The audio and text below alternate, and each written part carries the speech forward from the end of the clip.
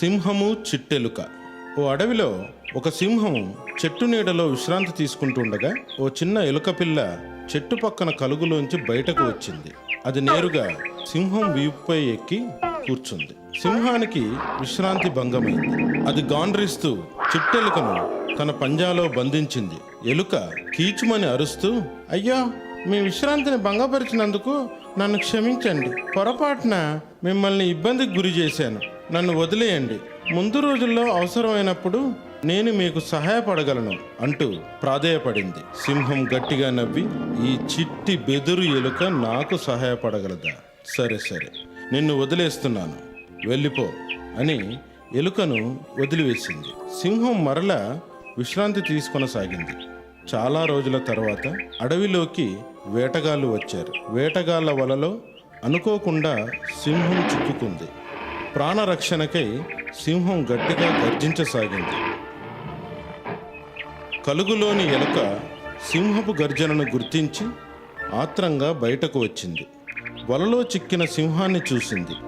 సింహం ఎలుకను గుర్తించి, మిత్రమా, నన్ను ఈ ఆపద నుండి రక్షించు అని జాలిగా అడిగింది.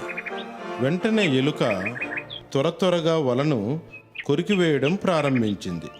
చిట్ట చివరకు బందీ అయిన సింహాన్ని విడిపించింది. చిన్ని ఎలుకను సింహం ఆనందంగా కౌగిలించుకుంది. ఇచ్చిన మాటను నిలబెట్టుకున్న ఎలుక విధానానికి ఎంతో గర్వపడి పొగిడింది.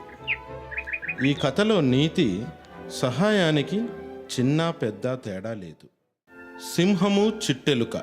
ఓ అడవిలో ఒక సింహం చెట్టు నీడలో విశ్రాంతి తీసుకుంటుండగా ఓ చిన్న ఎలుక పిల్ల చెట్టు పక్కన కలుగులోంచి బయటకు వచ్చింది. అది నేరుగా సింహం వీపుపై ఎక్కి కూర్చుంది. సింహానికి విశ్రాంతి భంగమైంది. అది గాండ్రిస్తూ చిట్టెలుకను తన పంజాలో బంధించింది. ఎలుక కీచుమని అరుస్తూ, అయ్యో, మీ విశ్రాంతిని భంగపరిచినందుకు నన్ను క్షమించండి. పొరపాటున మిమ్మల్ని ఇబ్బందికి గురి చేశాను. నన్ను వదిలేయండి. ముందు రోజుల్లో అవసరమైనప్పుడు నేను మీకు సహాయపడగలను అంటూ ప్రాధేయపడింది. సింహం గట్టిగా నవ్వి, ఈ చిట్టి బెదురు ఎలుక నాకు సహాయపడగలదా? సరే సరే, నిన్ను వదిలేస్తున్నాను, వెళ్ళిపో అని ఎలుకను వదిలివేసింది. సింహం మరలా విశ్రాంతి తీసుకొనసాగింది. చాలా రోజుల తర్వాత అడవిలోకి వేటగాళ్ళు వచ్చారు. వేటగాళ్ల వలలో అనుకోకుండా సింహం చిక్కుకుంది. ప్రాణరక్షణకై సింహం గట్టిగా గర్జించసాగింది.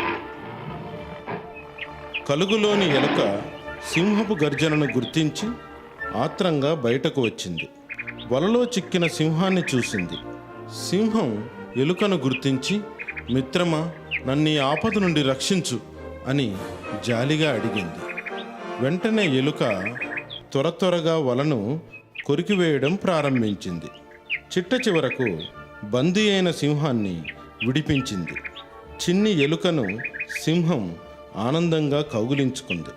ఇచ్చిన మాటను నిలబెట్టుకున్న ఎలుక విధానానికి ఎంతో గర్వపడి పొగిడింది.